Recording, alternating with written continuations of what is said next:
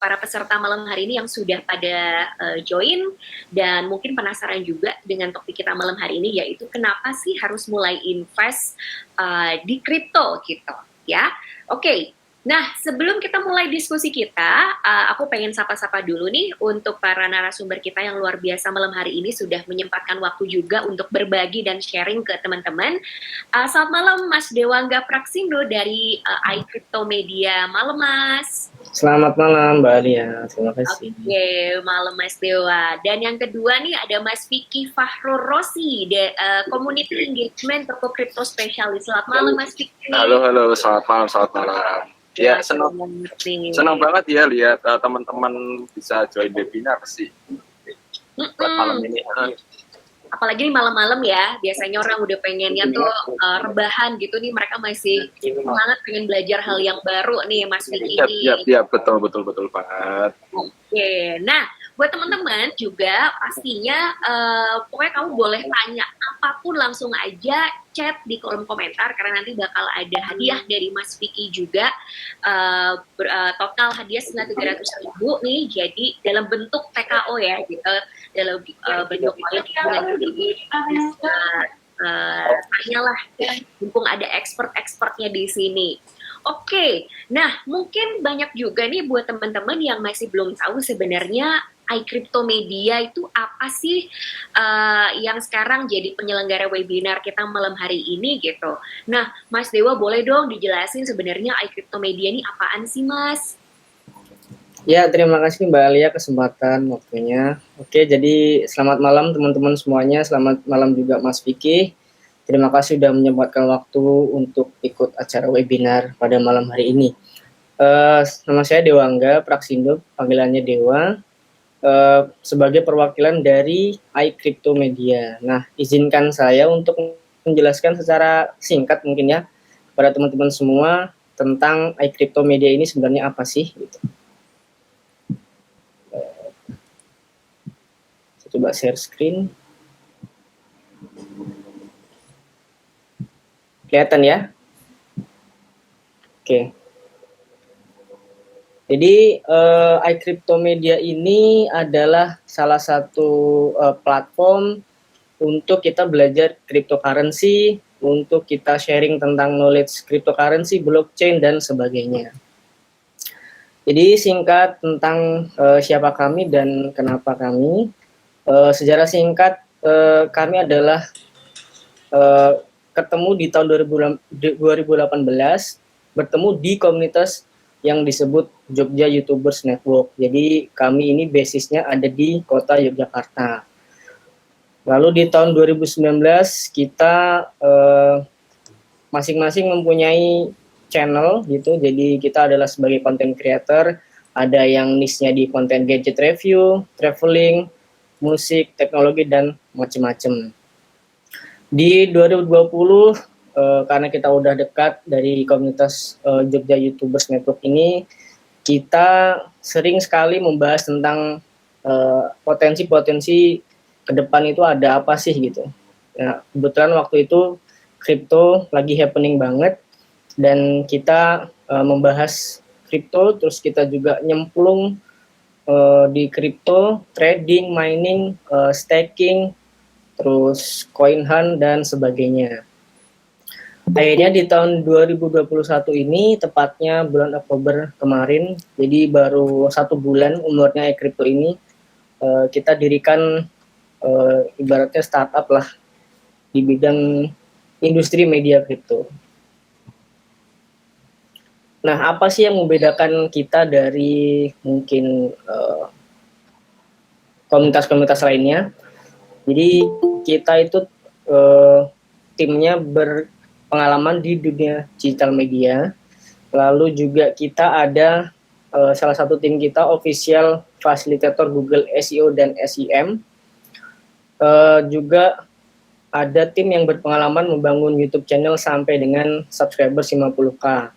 Kebetulan listnya di gadget review waktu itu. Juga kita berpengalaman dan berwawasan dalam dunia kripto, ada trading, P2P, trading di Binance, ada staking, mining, coin hunt, farming, dan lain-lain. Terus juga kita mempunyai tim yang fokus di digital marketing. Misi iCrypto Media adalah membangun platform digital media kripto yang edukatif, akurat, kredibel, dan berkualitas. Dan juga pastinya kita ingin membangun komunitas kripto yang solid dan militan. Lalu visi kita apa? Ya tentu saja menjadi platform digital media kripto terbesar di Indonesia. Ini sebagai gambaran bahwa infografik audiens dunia kripto itu didominasi 95% oleh pria.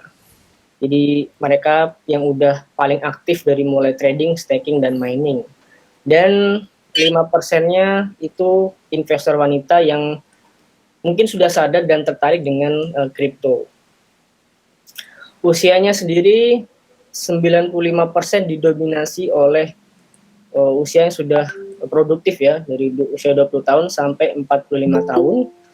Dan 5% usia produktif yang sudah ingin investasi. Ini ada quote dari Bapak kripto kita, yaitu "You can buy Tesla with Bitcoin" yang viral tahun ini, bulan April kalau nggak salah, yang membuat harga Bitcoin melambung tinggi. Lalu ini ada info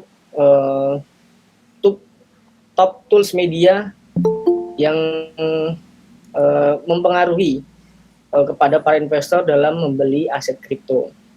Jadi 60% itu sangat berpengaruh adalah news publication, bisa dari artikel web, YouTube, atau Twitter. 50% technical analysis dari YouTube, Telegram, dan Twitter. 50% lagi dari pengaruhnya itu di platform komunitas, bisa dari Telegram ataupun mungkin yang baru ini Discord. Where you can find us, kita ada di beberapa platform sosial media. Yang pertama ada TikTok, kita ada 10.000 followers sampai saat ini. Jadi kita baru 1 bulan dan TikTok kita mengalami perkembangan yang sangat pesat. Dalam waktu 1 bulan mencapai 10.000 followers.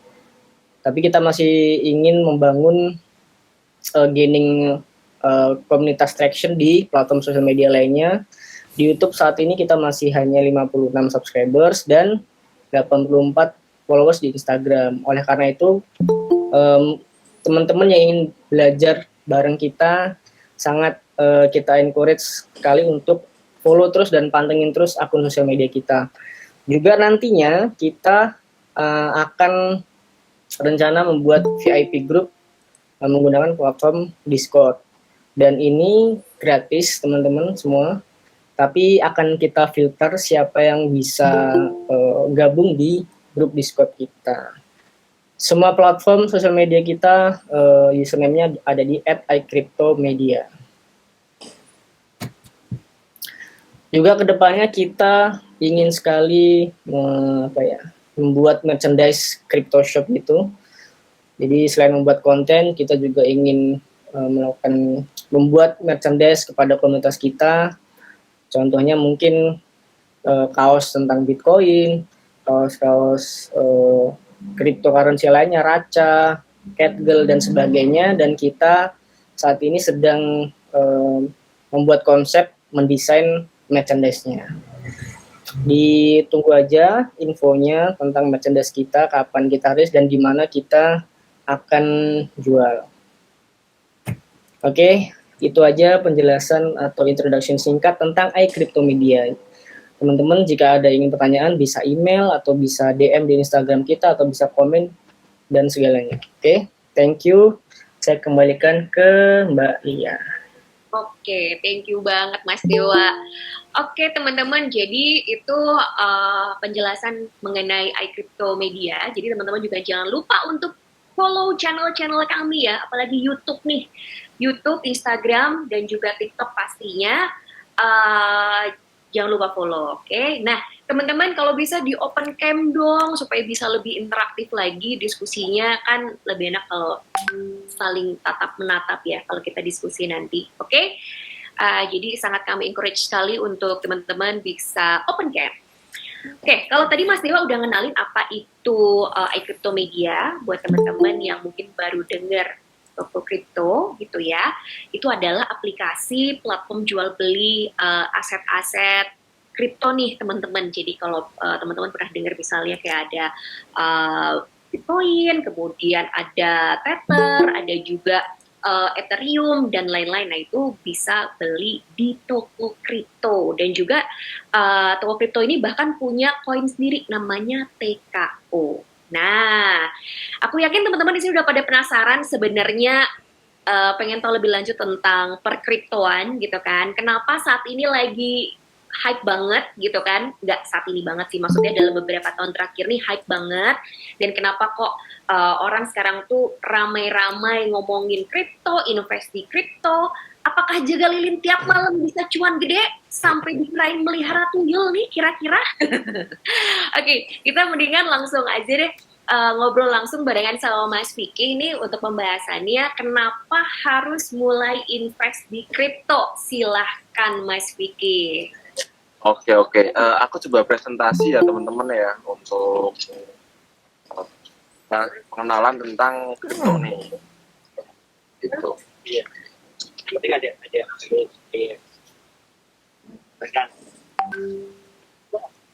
Oke. Nih, jadi teman-teman tahu lah ya kripto aset ya, dimana saat ini tuh lagi booming banget nih untuk kripto aset. Dimana orang-orang tuh anak muda ya terutama ya itu di tongkrongan pasti bahasnya tentang kripto.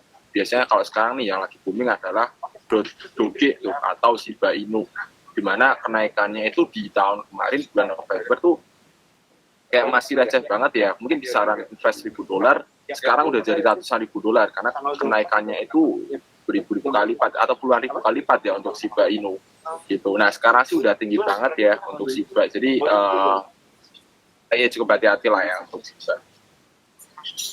Terus disclaimer dulu ya teman-teman ya, jadi toko kripto terutama trading aset kripto ya, dimana trading aset kripto itu sangat berisiko tinggi, dimana trading ini itu nggak ada kayak namanya itu pembatasan. Jadi kalau di saham istilahnya ada ARA sama ARB ya, dimana kalau udah naik 25% atau turun 25% maka market akan close atau rejection atau ya akan tetap di situlah gitu. Dan dengan kripto itu bisa aja dia naik ribuan kali lipat dalam satu hari, tapi bisa juga turun sampai puluhan persen ya. Nggak ada turun 100% teman-teman. Kalau turun 100% berarti ya nggak ada sih, berarti uang kita hilang semua. Sedangkan untuk trading aset kripto kan kita masih punya asetnya gitu. Terus jadi ini ya, untuk saat ini sebenarnya kripto itu udah legal berdasarkan peraturan Bapepti ya, dimana saat ini kripto itu di bawahnya Bapepti, bukan di bawahnya misal kayak OJK terus atau ya tentang keuangan ya. Kita tahu bahwa cryptocurrency itu kan singkatan dari crypto dan currency ya, currency itu mata uang. Tapi saat ini di Indonesia legal atau disahkan hanya sebagai digital asset seperti itu. Jadi tanya, kripto ilegal kah atau kripto itu apa namanya nggak ada underlying atau nggak ada peraturannya kah? Ada di Bapepti ya teman-teman ya. Gitu. Terus kemudian ini ya. Jadi kalau teman-teman trading tuh pastikan teman tuh paham terkait dengan digital asetnya. Misal beli BTC, teman-teman harus paham BTC itu apa, kemudian Ethereum itu apa, terus kemudian apa namanya Doge itu apa, itu harus paham sih. Gitu. Jangan sampai teman-teman itu apa ya namanya join atau trading aset kripto tapi nggak tahu atau berdasarkan latah. Gitu. Nah ini ya, jadi aset kripto itu juga dikenal sebagai cryptocurrency atau mata uang kripto. Kalau orang global ya atau orang-orang luar itu menganggapnya kripto itu adalah sebagai mata uang internet gitu. Jadi ini difungsikan untuk transaksi di internet sih. Misal kayak tahu eBay, terus kemudian bukan eBay ya, kayak PayPal itu kan kita bisa transaksi antar negara, antar user pakai dolar gitu. Nah, dan dolarnya ini kan nggak berbentuk fisik ya, sama halnya seperti kripto, cuma di PayPal ada underlying-nya ya gitu. Sedangkan digital aset ya kita di Indonesia anggapannya kripto itu sebagai digital aset sih. Lebih tepatnya itu ya. Digital aset ya ada banyak lah digital aset tuh. Kemudian aset virtual ya. Jadi aset virtual ini adalah representasi digital dari nilai yang didapatkan berdasarkan secara digital atau transfer untuk tujuan pembayaran atau investasi. Kalau dulu ya, Bitcoin itu difungsikan sebagai peer-to-peer transaksi atau person-to-person transaksi. Sehingga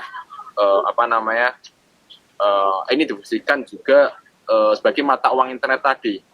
Gitu. Kita tahu bahwa sekarang internet itu udah mulai berkembang banget, di mana di 2000-an ya 1990 sampai 2000 itu di mana kripto itu internet itu masih awal banget dan baru booming gitu di domain.com ya, tahu ya, domain.com itu adalah salah satu gebrakan internet di waktu itu, sehingga internet mulai berkembang lah. Maka dari itu ada komputer Gen 1 ya, Gen 2 dan sampai sekarang muncul seperti google.com sih gitu. Terus kemudian untuk aset virtual ya, ini bisa ditransfer dimanapun asal dengan jaringan yang sama atau blockchain yang sama, dan akan tercatat dan nggak bisa dihapus teman-teman. Blockchainnya itu nggak bisa dihapus, transaksinya itu nggak bisa dibatalkan.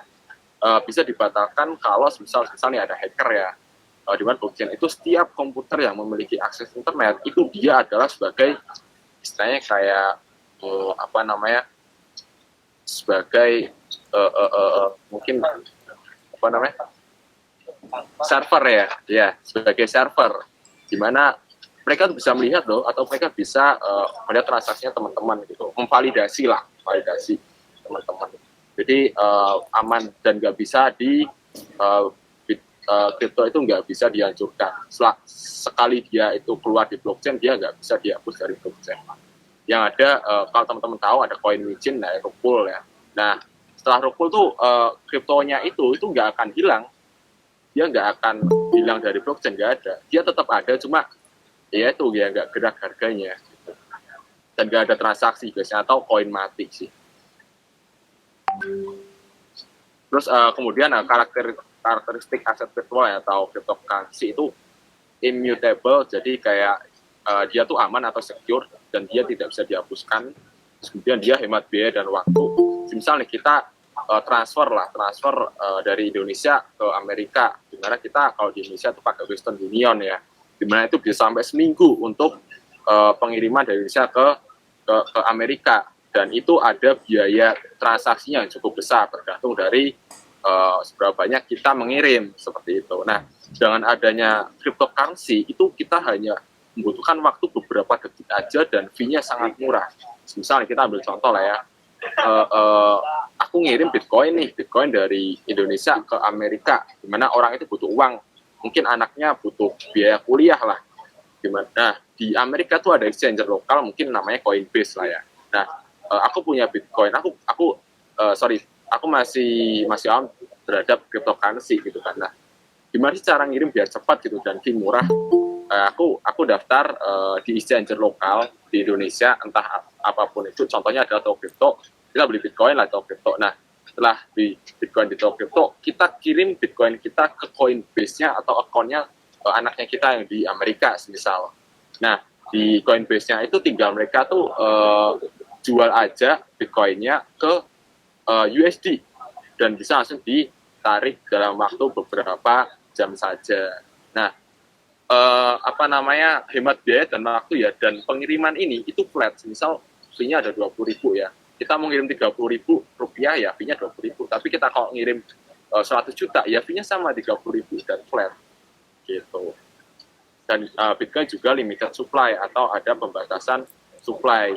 Jadi ada 21 juta keping Bitcoin yang beredar di pasar atau di market saat ini. Dan kita tahu harganya akan semakin naik karena permintaan yang semakin tinggi, dan juga adanya wallet mati. Dalam artian misalnya aku punya Bitcoin, ternyata private key-ku atau wallet itu nggak bisa diakses, sehingga Bitcoin-nya itu terpendam di situ, nggak bisa diapa-apain. Makanya supply yang beredar di pasar akan semakin sedikit dan membuat ya sesuai dengan teori ekonomi ya, supply bila semakin sedikit permintaan naik maka harga akan semakin tinggi. Dan traceable adalah ini bisa di tracking dari awal sampai akhir, dari blockchain pertama kali dibentuk Bitcoin ya 2010 sampai sekarang bisa di tracking semua dari ujung ke ujung. Jadi it's sangat-sangat bagus ya. Terus kemudian di kripto ini juga menghapus orang tengah. Mungkin kalau kita di bank lah, di bank itu misal ya, aku mau nyetor nih atau mau ngirim kayak di Western Union tadi ya, kita ngirim dolar nih. Nah itu ada orang penengah adalah Western Unionnya ini. Kita harus melalui admin, kita harus melalui mungkin ke treasury-nya mereka, kemudian mereka harus konfirmasi ke bank terkait, bank lokal gitu kan. Ini ada dana masuk ke ini gitu kan. Terus kemudian cryptocurrency ini menghapus orang ini, di mana transaksi akan lebih cepat dan lebih murah gitu. Jadi kayak kita nggak perlu bayar biaya admin. Nah orang ketiga ini kita hapus dan kita ganti dengan miners. Miners ini harus sebagai validasi. Jadi teman-teman kalau ada istilah wah orang tuh mining crypto, mining Bitcoin, jadi orang itu ada validasi transaksi Bitcoinnya. Misal aku mau ngirim ke US tadi, CA ya, terus kemudian untuk memvalidasi transaksiku ini itu butuh miners, dan saat ini miners itu udah banyak banget ya sekarang ya, dan miners ini nggak perlu kayak kita harus miners di Indo kemudian sama miners di US, enggak. Yang penting adalah dia miners udah selesai gitu. Nah itu sih, jadi lebih cepat dan lebih murah. Terus kemudian ini kalau kita bandingkan dengan transaksi konvensional kayak tadi Western Union itu bisa 1 sampai 5 hari kerja gitu. Sedangkan crypto aset Bitcoin terutama tiap blok itu muncul 1 sampai 15 menit ya transaksinya. Jadi cepat banget lah, hitungan menit bahkan ya. Nah, terus kemudian untuk fee ya. Fee itu pengiriman konvensional dari ya kita Western Union tadi itu ada $10 sampai $100 per direction atau per pengiriman ya. Jadi mahal banget, sedangkan untuk kripto itu hanya 0,2 sampai $2 aja untuk fee-nya, dan itu flat. Itu enak banget ya teman-teman ya. Dan ini seringkali ya ada orang bilang kripto itu sebagai ladang penjahat, di mana uang korupsi, uang dana teroris itu lari ke kripto ya, karena memang cepat dan murah sih gitu. Terus kemudian untuk jenis aset kripto berdasarkan fungsi, kemudian ada Ethereum, ada BNB juga ya. Jadi TKO ini sebagai ya fungsi untuk staking, untuk beli NFT, dan Ethereum ini dia berbasis smart contract, di mana kita bisa meng-create token atau membuat token sesuai kita mau buat token lah, kita punya project itu bisa di jaringan Ethereum atau BNB sih gitu. Sedangkan stable coin dia adalah 1:1. Ada Tether atau USDT, di mana harga 1 USDT itu dipatok dengan harga 1 USD asli gitu. Walaupun memang Tether ini dia sama-sama kripto ya, cuma harganya pasti seperti USD. Dan BIDR, Binance IDR, ini juga 1:1, di mana 1 BIDR adalah Rp1 gitu. Dan ini benar-benar secure atau 1:1 ya. Misal supply beredar dan 500 miliar, ya udah IDR yang kita hold atau crypto hold juga 500 miliar gitu. Dan di JIX juga sama. Kemudian ada exchange token seperti Binance BNB, TKO, CRO gitu kan. Terus kemudian ada currency token. Currency token ya seperti mata uang tadi, di mana sebagai fungsi untuk peer-to-peer transaksi sih, seperti Bitcoin dan Litecoin gitu. Nah, pastikan teman-teman itu ini ya, kalau mau daftar untuk exchanger lokal, pastikan dia itu terregulasi ya. Regulasinya itu kalau aset kripto di Bapepti gitu. Dan kemudian di Bapepti juga ini kripto aset adalah sebagai komoditas, bukan sebagai mata uang, karena alat pembayaran yang sah, yang bersah itu hanya rupiah. Bahkan sekelas dolar pun ya itu juga dianggap ilegal untuk ditransaksikan untuk di Indonesia ya gitu. Kalau di Bali mungkin ada sekarang udah marak dengan namanya exchanger ya, kayak valuta asing sih gitu. Jadi untuk transaksinya pakai rupiah. Nah, untuk risiko dan mitigasi perdagangan aset kripto itu ya tadi ya udah di awal dimana fluktuatif banget, sehari bisa naik ratusan atau ribuan persen, dia juga bisa turun sampai puluhan persen sih gitu. Jadi cukup hati-hati ya untuk aset kripto, apalagi banyak penjahatnya atau banyak orang yang mencoba untuk merupul atau nge-scam kriptonya teman-teman gitu sih. Jadi untuk keamanan ya teman-teman ya, disarankan untuk transaksi di exchangernya, misal exchanger seperti Crypto atau ya ada banyak lagi, ada kurang lebih sekitar 12 exchanger lokal di Indonesia sih gitu. Kemudian ini ada risikonya ya, risiko aset kripto itu fluktuasi harga yang sangat tinggi gitu kan, dimana ya kita bisa rugi, kita kita bisa jadi orang kaya baru di hari itu, atau kita juga bisa jadi orang miskin baru di hari itu gitu.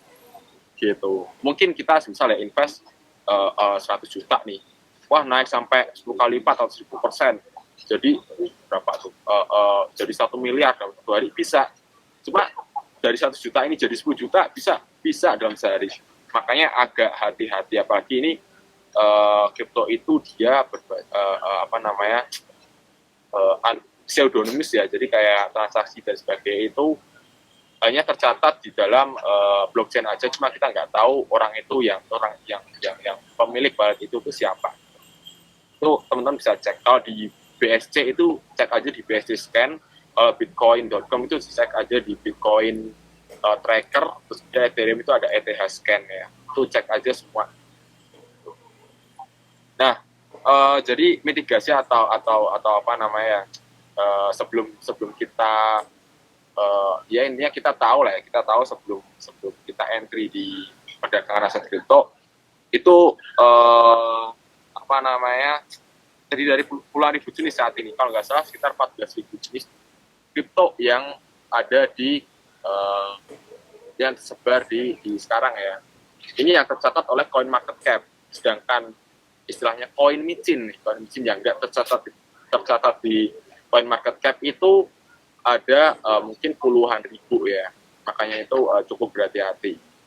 Apalagi teman-teman tuh nggak tahu atau dia itu belum listing di centralized exchange, di mana ini cukup berisiko banget ya kalau dia belum listing di centralized exchange. Kenapa kita nggak disarankan untuk beli token atau kripto yang di luar belum listing di centralized exchange? Karena udah listing di centralized exchange, kita tahu loh developernya itu siapa, orang-orang di belakang kripto ini tuh siapa sih bangun, itu kita tahu gitu. Nah, disarankan ya tadi ya, kalau teman-teman itu beli di DeFi, mungkin di PancakeSwap terus atau di Trust Wallet ya teman-teman ya tahu ya, beli di situ yang dimana token tersebut belum listing di centralized exchange, itu biasanya teman-teman itu rug pull atau developer menjual ketika harga tinggi, developer menjual seluruh asetnya dan mencabut likuiditasnya, sehingga orang yang udah beli ini nggak bisa menjual token tersebut, sehingga dia bisa rugi. Contoh adalah koin Squid Game, di mana dia harga kisaran $2.000 dan jatuh ke harga $0 dalam waktu 10 detik. Dan developer mencabut liquidity provider dan dia membawa kurang lebih kisaran 150 miliar uang investor. Dan itu adalah the biggest scam di tahun ini. Gitu. Makanya cukup hati-hati ya. Nah, jadi kripto itu didirikan di 2018 ya, di mana didirikan oleh Mr. Kai, dan akhirnya kita dapat first regulasi exchange di Indonesia ya. Terus kemudian kita diinvestasi oleh Binance ya. Gitu. Kemudian kita juga punya TKO token hybrid pertama di Indonesia ya. Jadi ada CeFi dan DeFi, kita bakal ada DeFi-nya teman-teman. Kalau tahu, kalau Summit besok di rundown-nya itu udah ada tulisan toko launchpad. Nah teman-teman cek aja, kita bakal umumin di sana ya. Gitu. Itu adalah fitur DeFi-nya dari toko token. Ya, kita juga ada toko mall, jual beli NFT. Nah kemudian ini ada ya, jadi teman-teman kalau daftar sekarang belum punya akun kripto, silahkan di scan, itu bisa dapat TKO kesan 4 TKO ya, dengan cara KYC, terus kemudian deposit dan trading Sun $25 gitu. Ya mungkin itu dulu aja untuk presentasinya, kita singkat aja. Aku pengen diskusi lebih banyak sama teman-teman, jadi kita dua arah aja. Silakan, ini kembali ke moderator ya. Oke, terima kasih Mas Vicky. Wah, ini udah mulai rame nih di kolom chat nih. Ada yang nanya poin micin, ada yang nanya gimana caranya analisa fundamental, gimana Mas? Oke, kita mulai ya teman-teman untuk diskusinya. Tapi sebelumnya aku ingetin kalau bakal ada giveaway. Rp300.000 loh ya, bukan Rp300.000 TKO loh. Jadi Rp300.000 dalam bentuk TKO gitu yang akan dibagikan oleh Mas Vicky untuk teman-teman yang diskusinya seru di kolom komentar. Jadi silahkan langsung chat aja. Oke Mas Vicky, kita langsung diskusi aja ya Mas. Kayaknya makin seru nih. Oke. Pertanyaan pertama. Dari Mas Azam nih, kebetulan tadi udah dibahas juga sih Mas Azam tentang cara mitigasi atau penanggulangan kalau harga lagi turun Mas. Kalau di TKO, ya maksudnya di toko kripto gitu kan, ya nggak di toko kripto sih, biasanya di semua exchange pasti koin turun ya semuanya turun gitu. Nah itu kira-kira mungkin penanggulangan atau cara bertahan mental ya Mas ya. Cara bertahan mental untuk nggak cut loss gitu maksudnya. Atau gimana nih Mas Azam, mungkin bisa dielaborate lagi pertanyaannya. Terus abis itu sama ini Mas, kan baru-baru ini MUI menyatakan haram ya kan Mas. Mungkin karena ya itu tadi banyak banget alasan tuh. Kira-kira MUI mengharamkan ini ada pengaruh nggak ini ke harga-harga langsung pada anjlok gitu Mas?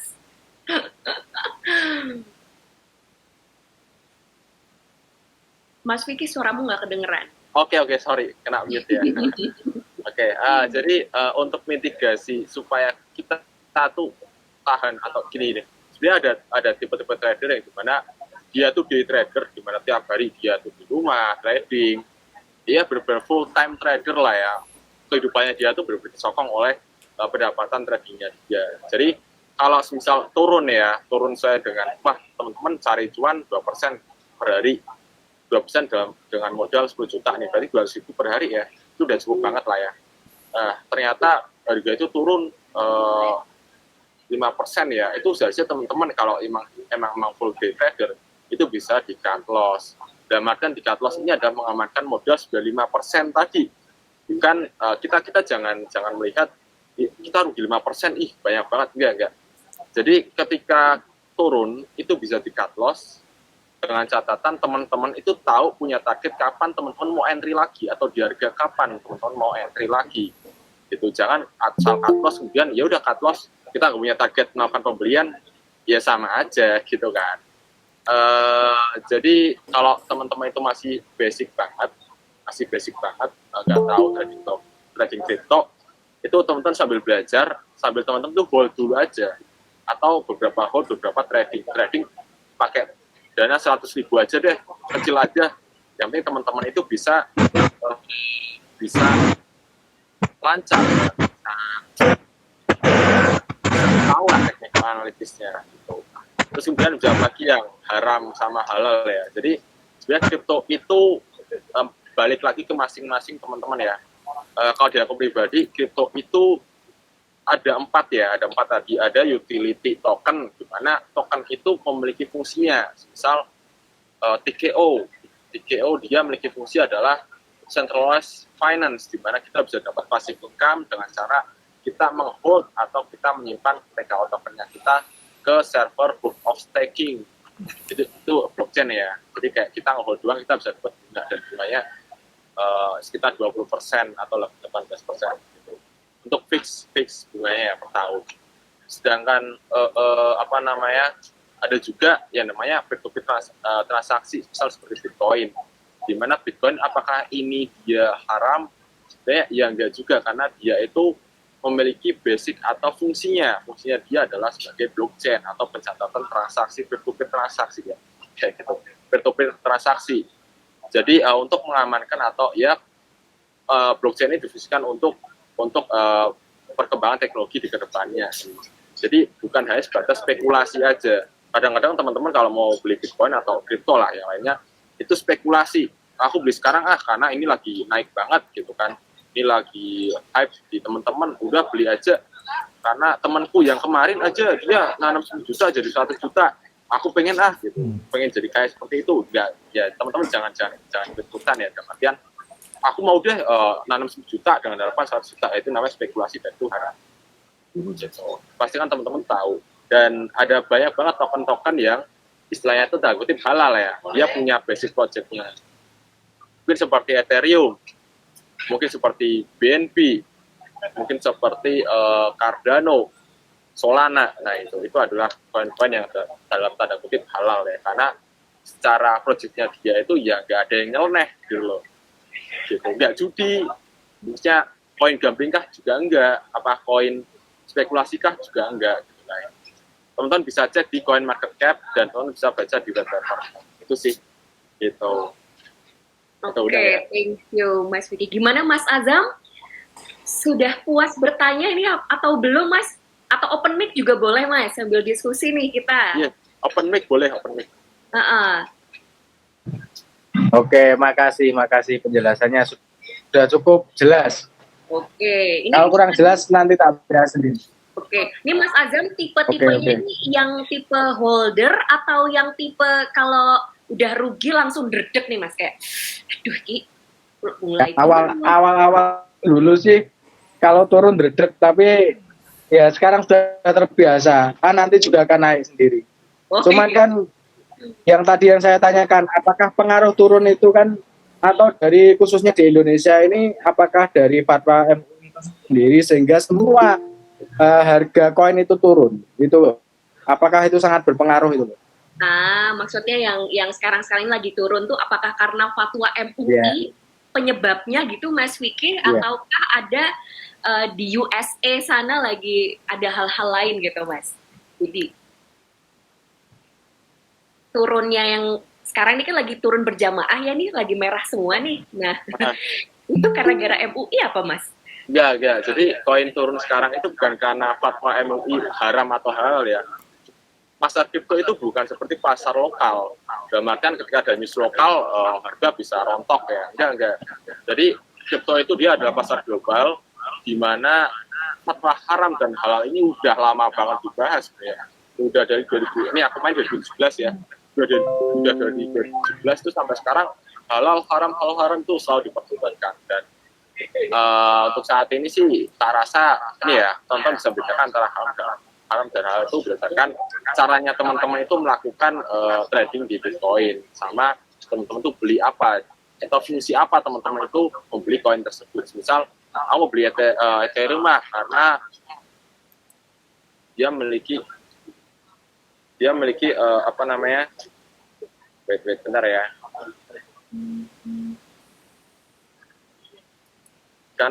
karena apa namanya, karena Ethereum ini memiliki smart contract dan aku pengen create token, aku pengen buat token di jaringan Ethereum, maka dari itu aku beli Ethereum lah. Nah itu memiliki fungsi ya, dan teman-teman tuh bisa dikatakan ini adalah halal gitu. Atau sekadar investasi it's okay, tapi teman-teman harus paham investasinya itu bahwa ini tuh berisiko dan fluktuatif. Sudah itu aja itu. Oke, siap. Thank you Mas Vicky. Oke, yang lain dong yang mau tanya langsung on cam aja deh. Kita utamakan yang pengen langsung ngobrol kan kayak lebih mengena ya kan. Silakan teman-teman yang mau on cam. Siapa nih? Yang mau nanya langsung mungkin? Aku nanya dong, Mbak. Boleh. Silakan Mas. Ya, terima kasih sudah boleh bergabung. Pengen nanya Mas, ke ahlinya nih, perbedaan antara RSI sama MACD itu kapan dipakai ya? Terus kemudian kalau kita analisa sebuah token pakai satu candlestick itu mungkin yang 1 jam atau 4 jam. Nah, itu tuh sebenarnya itu nanti tuh untuk kita targetnya untuk berapa lama main di situ gitu loh, atau ada patokannya nggak sih kayak gitu? Itu yang pertama. Terus eh Shiba ini kapan jadi 1 sen ya? Waduh. Karena aku ngerasa ini kayak trap ya. Apa? Nggak Kalau naik Mas tapi Didit tahu dia udah kayak turun duluan. terus. Oke, Mas Aditya. Ya. Makasih, Mas. Ya, Silakan itu dulu ya. lanjut. Ya, makasih.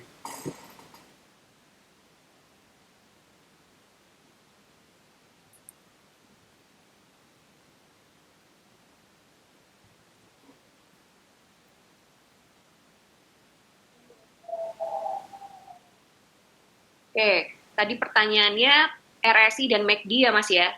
Itu mana yang harus dipakai dulu gitu. Oke, bentar ya, ini kebetulan lowbat nih, bentar aku ganti device dulu ya. Oke, boleh. Sorry banget. Kebetulan lagi di outdoor ya, jadi nggak ada charger ya.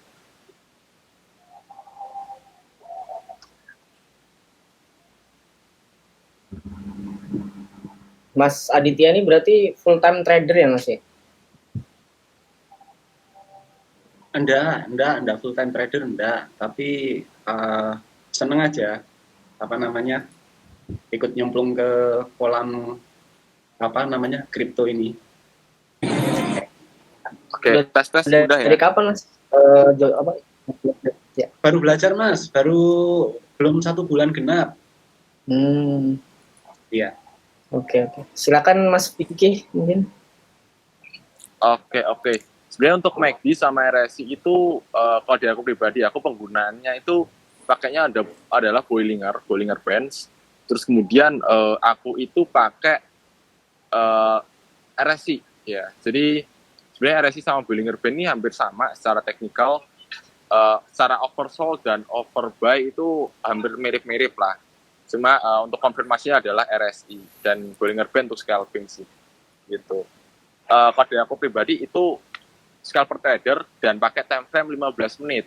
Kalau teman-teman itu suka swing trader dan teman-teman itu sibuk kerja ya, misalnya sibuk kerja, teman-teman bisa pasang target profit dan target selling. Target taking profit sama target entry gitu sih. Jadi ya teman-teman tuh bisa bisa menyesuaikan tipenya teman-teman sih sebenarnya. Gitu.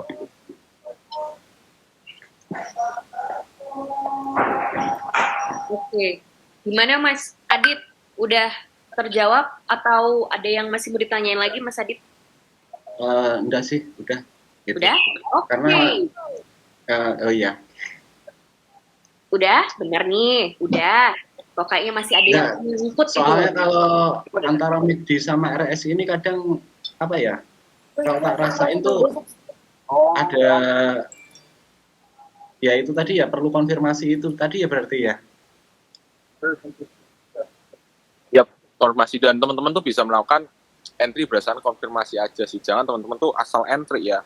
Takutnya adalah teman-teman asal entry nggak tahu technical analysis, teman-teman tuh entry di pucuk. Waduh, itu bahaya banget sih. Bahayanya bukan karena kalau teman-teman tuh swing trader, ya oke lah, entry di pucuk tuh bisa kejemput, tapi ada jangka waktu lama.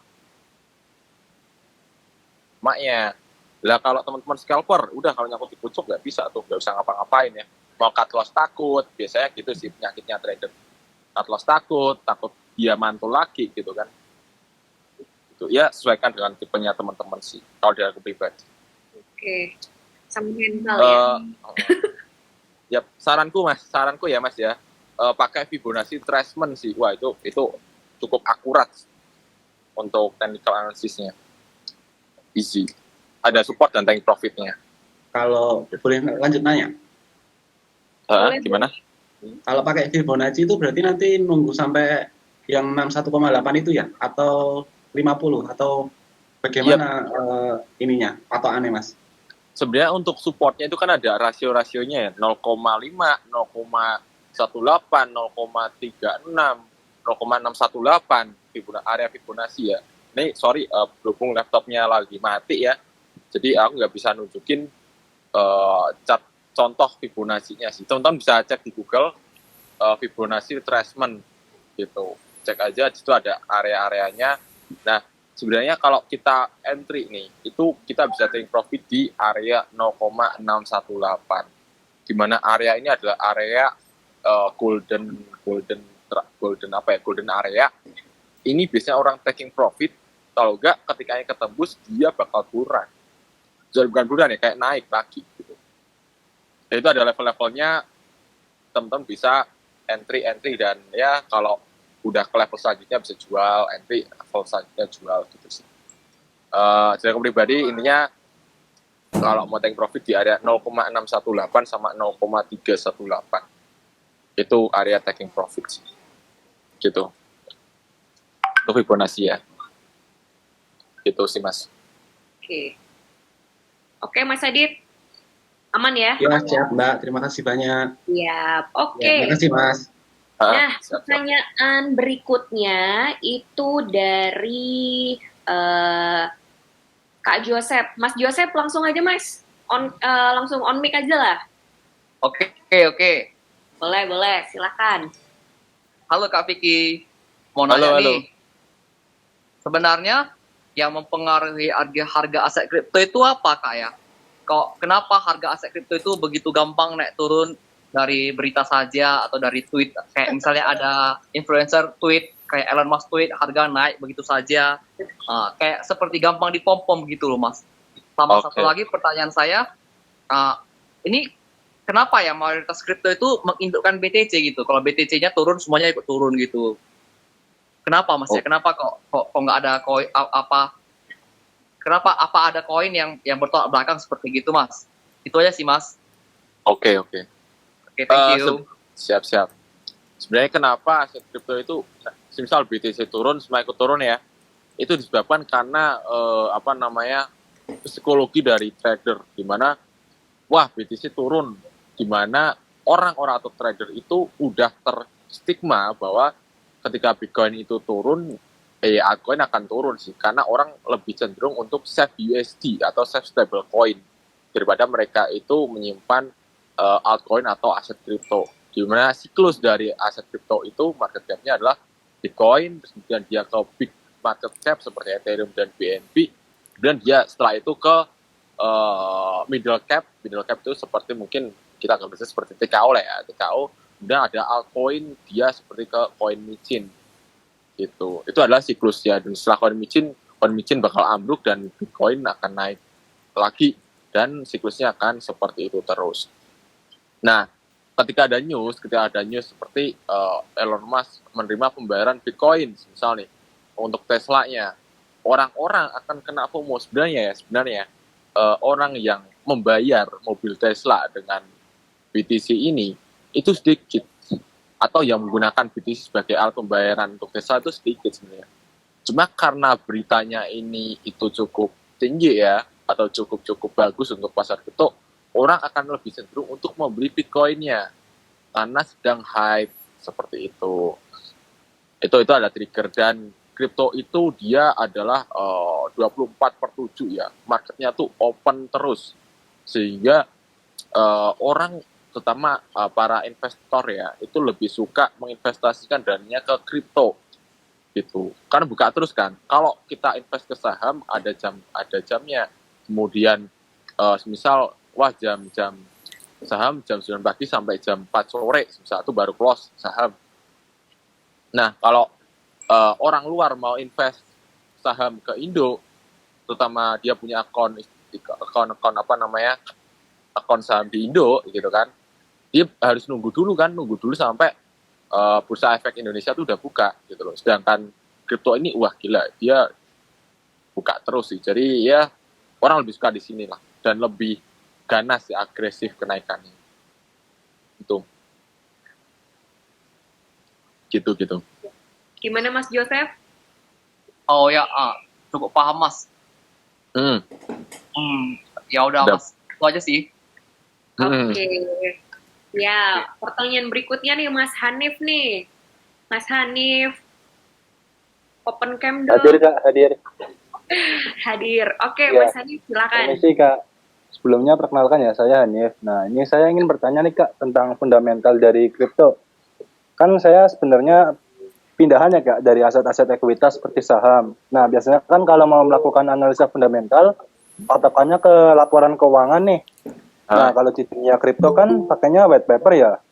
Nah, di situ gimana sih kita cara menilai white papernya dan bisa mengatakan bahwa project dari koin atau token itu sebenarnya bagus. Soalnya kan saya sering banget lihat kasus-kasus rug pull dari developer-developer gitu. Oke. Siap. Ini aku izin menjawab ya.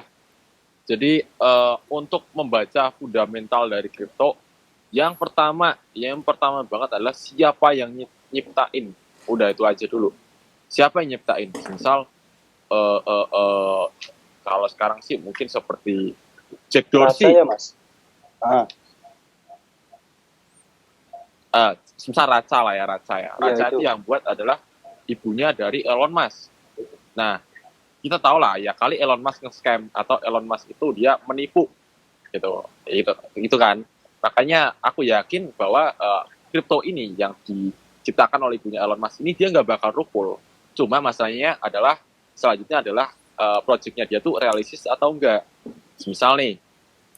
Misal ya, wah projectnya dia adalah metaverse. Dia akan membuat namanya VR atau virtual reality, alat itu ya kacamata tuh.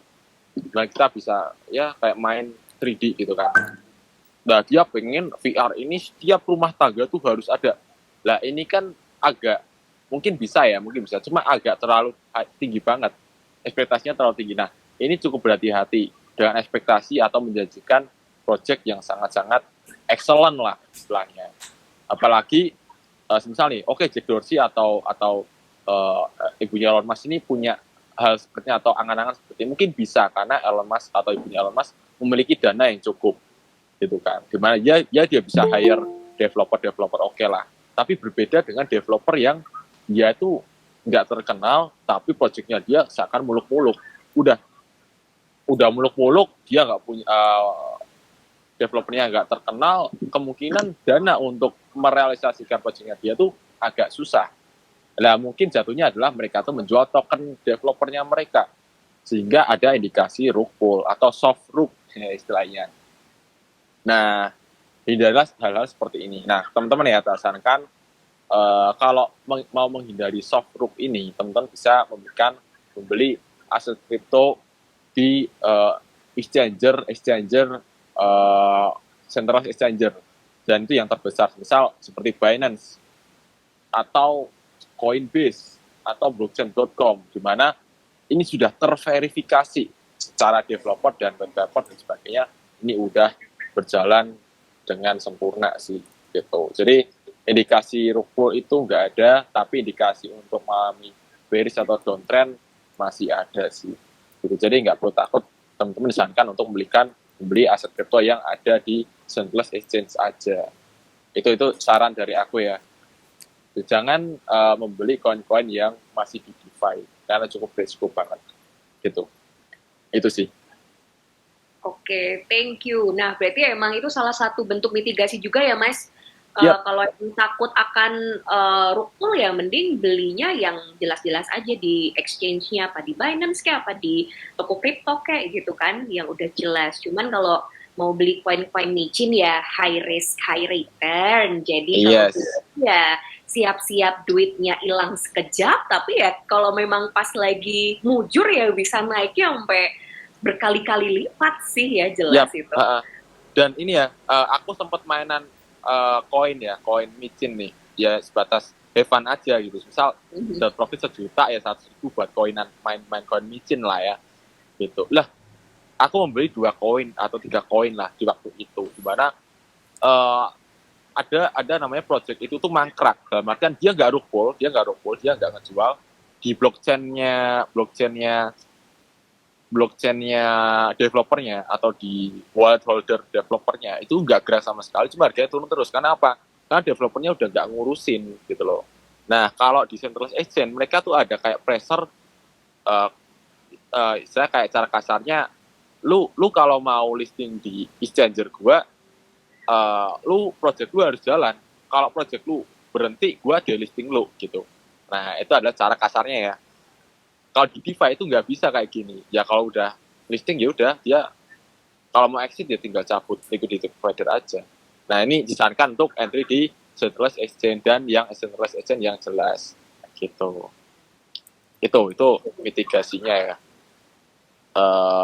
Teman-teman jangan terlalu berekspektasi wah aku dapat ratusan persen, dan ini ya di DeFi itu likuiditasnya biasanya cukup kecil koin micin. Nah kita misalnya entry 10 juta itu pasti ada slippage-nya belasan persen dan ya nggak bakal ngaruh tinggi banget sih gitu. Ya itu nanti kalau buat bahas slippage dan sebagainya mungkin udah expert kali ya, itu pembahasan berat sih kalau ini. Cuma ya bisa ngasih saran beli di centralized exchange gitu. Ngomongin koin micin Mas Vicky, saya ada pengalaman kemarin, tadi kan sempat mention juga Mas Vicky tentang Squid Game kan. Squid Game itu kan rug pull tuh, tinggi banget sampai 40 juta per koin, dalam sekejap mata langsung jadi 0 rupiah. Nah itu saya iseng pas rug pull gitu di harga 11 rupiah, saya iseng beli 20.000 Mas. Terus beberapa minggu kemudian kok masih naik ini koin micin Squid ini. Sampai di harga 11.000 rupiah. Jadi dari 20.000 rupiah jadi 5 juta. Waduh. Dan bisa di swap karena udah di unlock kan sama developernya gitu. Jadi ya iseng-iseng aja berhadiah gitu Mas. Iya. Ya, gitu. Ya ini oke lah. Cuma yang beli di posisi berapa $2.000 ya harga tertingginya ya.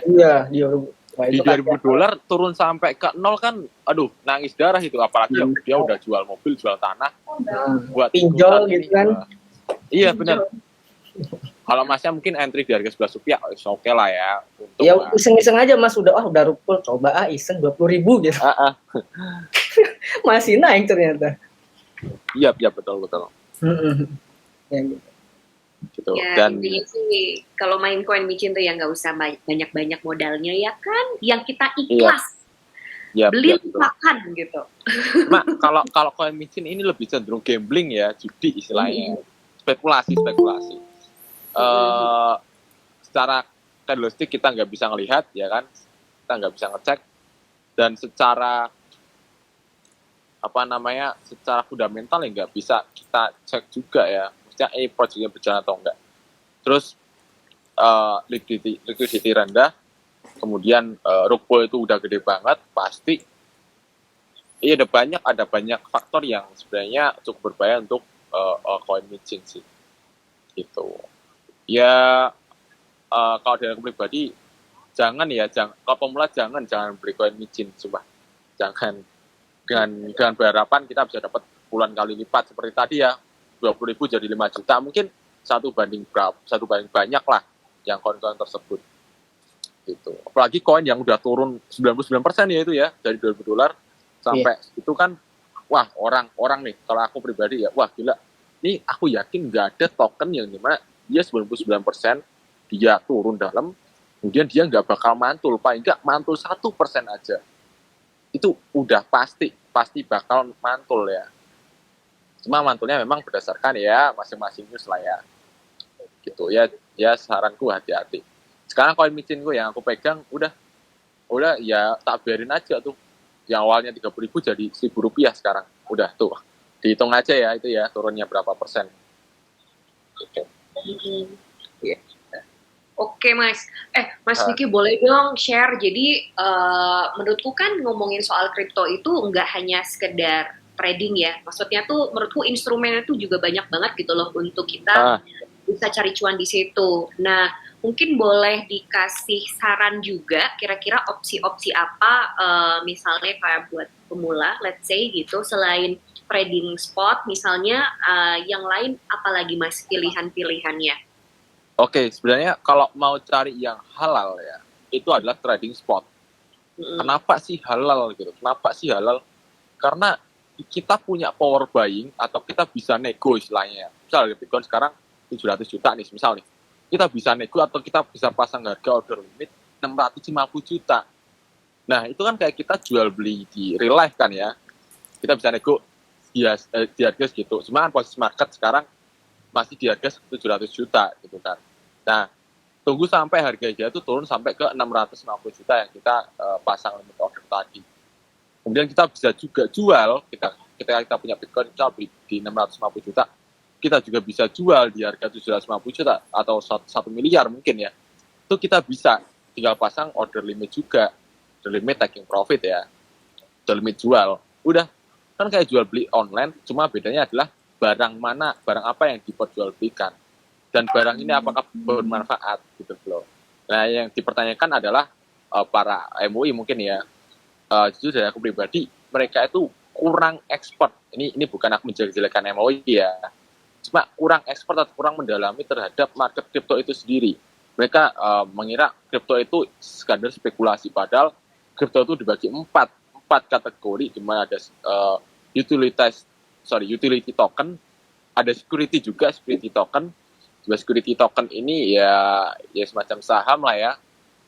Jadi kayak kita punya token tersebut, kita berarti punya sebagian dari kepemilikan gitu. Misal kita punya villa, terus kemudian ya tadi ya kita punya villa, terus mereka buat token gitu kan, misal 10 token nih supply-nya. Nah, ada 10 pemilikan villa, ya udah ya tinggal dibagi-bagi aja. Misal mau villa itu mau punya 10 pemilik, ya udah tinggal dibagi-bagi aja satu-satu masing-masing. Ini namanya security token. Kayak saham lah istilahnya ya. Dan bisa dapat mungkin revenue nanti bisa dikirim dalam bentuk token tersebut gitu. Pendapatan villa tadi ketika disewakan dan sebagainya. Makanya dari itu, ini kan ada tipe-tipe seperti ini kan. Ada juga peer-to-peer transaksi dan sebagainya. Nah, dari mereka ya, pihak-pihak yang memang menyatakan fatwa bahwa ini haram, mungkin mereka belum mendalami terkait hal ini gitu loh. Jadi nggak semua full crypto itu berdasarkan spekulasi sih. Gitu. Oke. Gitu ya. Kalau ini Mas, kalau kayak farming ataupun gitu buat para hodler, daripada cuman diem di spot gitu kan nggak beranak ya duitnya. Iya. Oh ya, Stacking. Stacking juga ya. Stacking itu sebenarnya halal karena apa? Karena stacking itu kita menyimpan token tersebut ke jaringannya supaya jaringan itu lebih aman. Kan ada proof of staking. Ada proof of staking di mana ketika sistem blockchain ini mau berjalan harus ada token yang di stake. Gitu kan. Nah, kita kayak staking spesial staking TKO itu adalah lari ke jaringan tersebut. Dan itu di-lock di situ. Dikunci. Maka dari itu kita dapat bunga transaksi atau bunga yang dikeluarkan atau kripto gitu.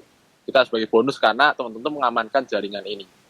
Gitu. Maka dari itu kita kasih bonus. Nah, ini kan bukan disimpan pinjam ya, dan bunga yang kita berikan itu berdasarkan bukan dari riba ya gitu. Jadi staking itu aman. Farming itu juga sebenarnya ya bisa dikatakan halal ya, karena kita penyedia atau misal orang mau transaksi gitu kan, nge-swap, nah kita tuh punya tempat atau punya liquidity-nya gitu. Kita kayak titip toko lah ya, yang kemarin dibilangin sama siapa ya kemarin ya, yaitu mungkin dibalikkan seperti toko, di mana toko itu punya sembako katakanlah beras 1 kilo gitu kan, cuma ada orang pesen 10 kilo, lah toko itu nggak bisa nyediain orang ini mau swap 10 kilo, mau nukerin 10 beli uang jadi beras 10 kilo nggak bisa. Nah, kita itu adalah penyedia likuiditas atau penyedia beras tersebut. Kita nanamlah modal kita atau kita berikan beras kita ke toko tersebut dengan jadi stok toko tersebut adalah 10 beras. Gitu. Jadi orang mau swap 10 beras pun bisa, 1 beras 2 beras pun bisa. Nah, ini kita bisa dapat bunga dari transaksi tersebut atau pendapatan dari farming tersebut sih. Nah, ini bisa dikatakan halal. Itu kalau ibaratnya ya, cuma yang haram adalah futures, di mana kita itu pinjam market dan ada leverage-nya dan ada bunga hariannya. Nah, ini jatuhnya adalah simpan pinjam dan kita harus bayar bunga, dan itu adalah riba sih gitu. Wah, ini kayaknya banyak geng sakit hati karena future. Nah ya, apalagi ada bunganya dan uangnya bisa hangus ya, itu waduh, jangan kan tidak ya, itu tidak melakukan future sih. Ini biasanya yang senyum-senyum ini pengalaman pribadi nih yang kira-kira sakit hati karena future sih ya ini ya. Oke, pertanyaan selanjutnya Mas Randi Rahman ngomongin soal TKO. Mas, langsung aja Mas, open mic Mas Randi. Open mic, open cam. Bener. Mas Randi masih on nggak ya Mas Randi ya? Masih itu. Masih mute, masih ke-mute.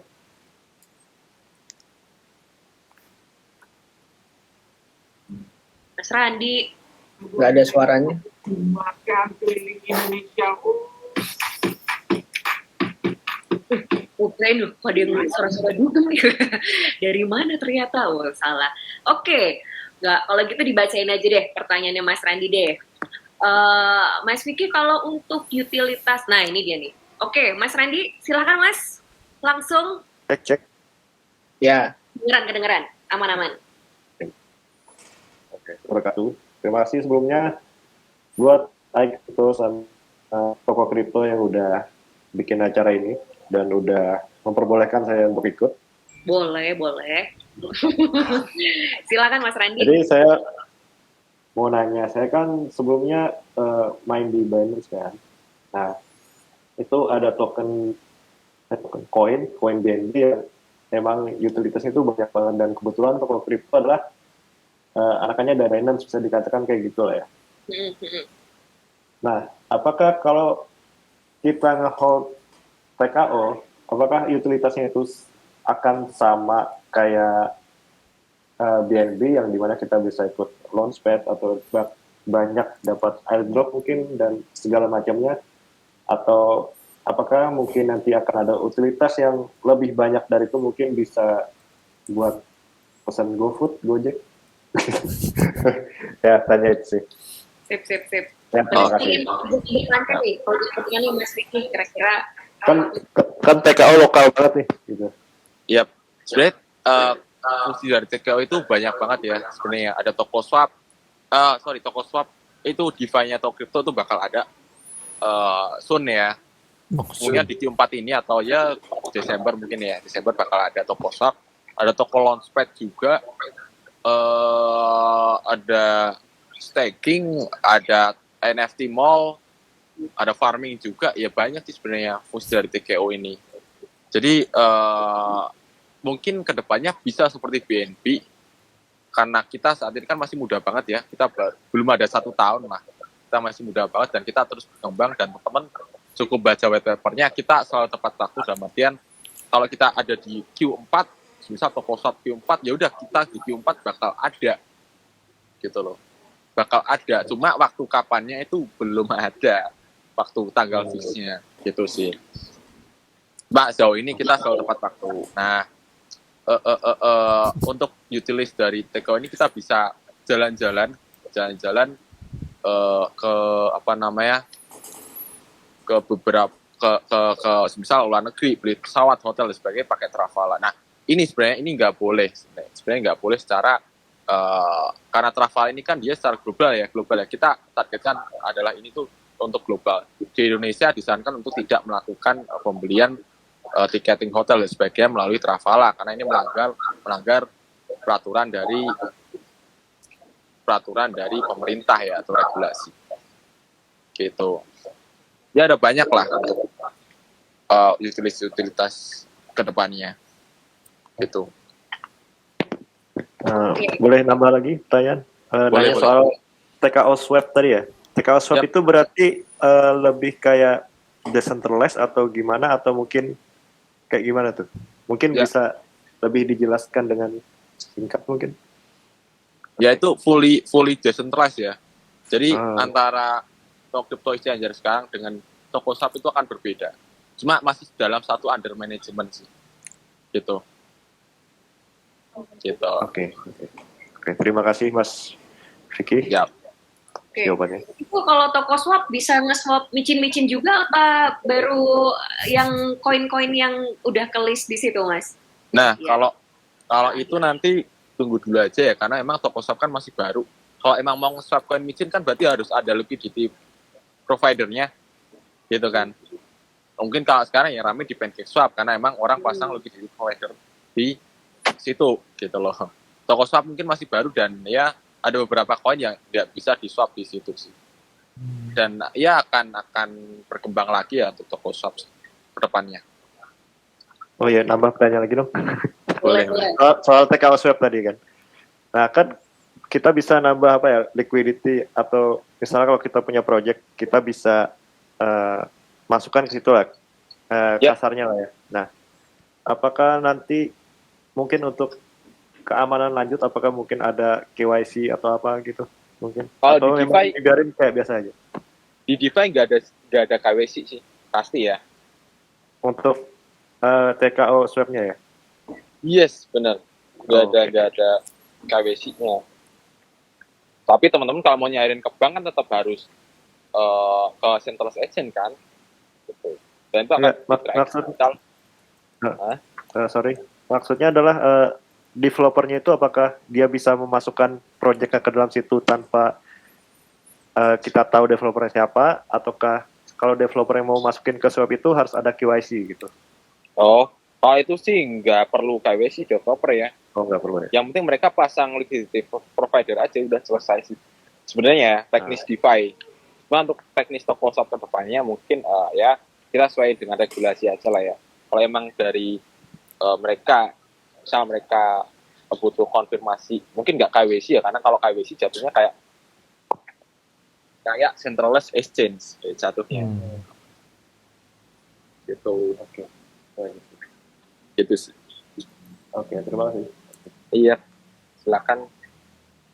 Oke, mungkin pertanyaan terakhir kali teman-teman. Kalau ada yang mau tanya, sambil Mas kami Vicky, pilih-pilih siapa yang Mas Vicky, aku mau nanya nih. Boleh. Karena selama ini kan jarang pernah dibahas. Aku mau nanya, aku di berita sering mendengar katanya nanti di akhir tahun kita ini akan dibuatkan bursa kripto gitu. Sama nanti mau dikenakan pajak gitu. Kalau menurut Mas Vicky nanti dampaknya apa ya ke aset kripto kalau kita dibuatkan bursa gitu? Oke, kalau bursa kripto itu ya setuju aja ya. Dalam artian cara pemerintah itu udah mulai melirik dengan adanya dengan adanya aset kripto ya. Mereka udah mulai melegalkan atau mulai mengesahkan memperjualbelikan token-token yang dimana token tersebut itu tuh ya udah dianggap sebagai aman oleh regulator ya. Gitu sih. Jadi dan pajak juga, sebenarnya pajak itu is okay karena kripto kalau nggak bisa diadopsi atau nggak diadopsi oleh orang-orang kayaknya disahkan atau dilegal oleh pemerintah, terasa kripto nggak akan berkembang secepat ini sih. Gitu. Jadi so far regulasi dan sebagainya memang perlu karena ternyata kripto itu ya marak buat pencucian uang, buat dana teroris dan sebagainya sih. Itu perlu banget regulasi sebenarnya. Gitu. Gitu teman-teman. Jadi kalau regulasi nanti data kita bisa diketahui pemerintah dong. Jawabannya adalah iya. Iya. Dan teman-teman nggak perlu khawatir sih kalau pajak ya. Yang penting mah teman-teman nggak, ya pajak dituliskan untuk kita lagi sih.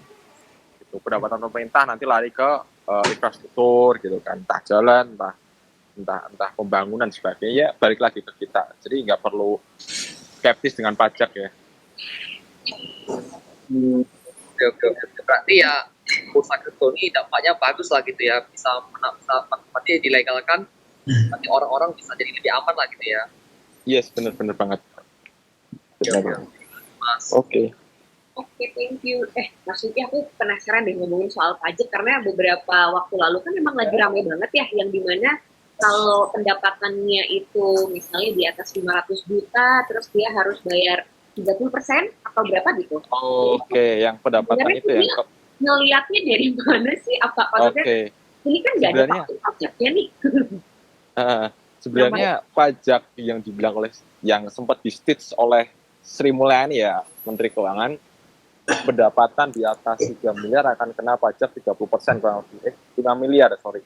Nah, kalau di kripto itu nggak bisa dari pendapatan gitu, tapi berdasarkan transaksi. Gitu. Misal nih, kita nggak baca kripto atau kripto itu di mana transaksi perharinya itu adalah 100 juta USD.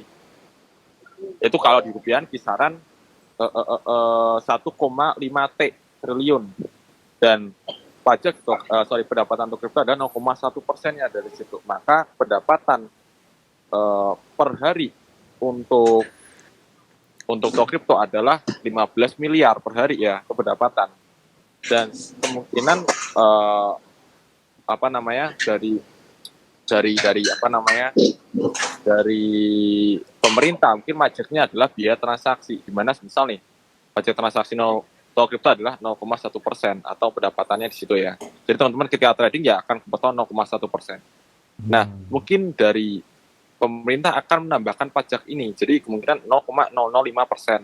Jadi yang awalnya kita membebankan 0,1% untuk setiap transaksi di toko kripto akan menjadi 0,015%. Di mana 0,05% ini lari ke pemerintah, 0,1% ke toko kripto gitu sih. Pajaknya tuh gini ya untuk sistematiknya. Oke, berarti nggak dibebankan ke personal kayak misalnya kayak pajak penghasilan gitu ya Mas ya? Enggak, kalau pajak penghasilan itu nanti larinya ke bank. Nah, kalau teman-teman itu nyimpen uang di atas 5M di bank, udah itu kayaknya kena pajak ya. Gitu. Nah, bisa orang kaya itu mereka lebih suka nyimpan di saham atau di kripto. Karena apa? Nggak ada pajak biaya inap istilahnya, pajak pendapatan, tracking pun susah gitu. Daripada kita nyimpen di bank, kena pajak, udah pasti kita diawasi oleh pemerintah, gitu. Uangnya ini banyak banget dari mana aja, gitu. Maka kripto dan saham itu adalah